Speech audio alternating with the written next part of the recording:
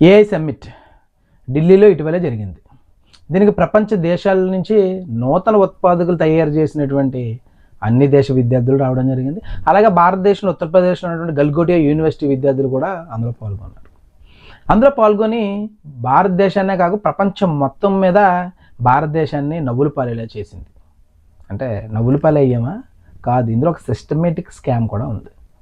వివరాల్లోకి వెళ్తే చైనాకి సంబంధించినటువంటి ఒక కుక్క రోబోని మేమే కనిపెట్టినందుకు 350 కోట్లు అయ్యిందని ఒక నేషనల్ మీడియాకి గల్గోటియా యూనివర్సిటీ ప్రొఫెసర్ ఇంటర్వ్యూ ఇవ్వడం జరిగింది.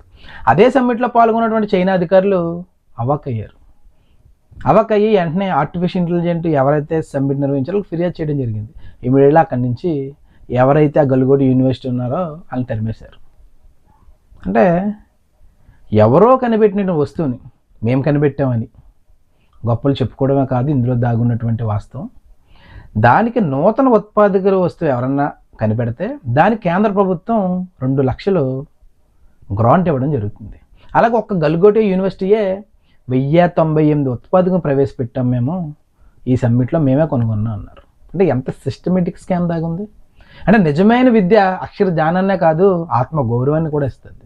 భారతదేశంలో ఉండే యూనివర్సిటీలు కేవలం వ్యాపార కేంద్రాల కింద కాదు, నవ్వుల పాలు అయ్యేలా కూడా చేస్తూ ఉన్నాయి.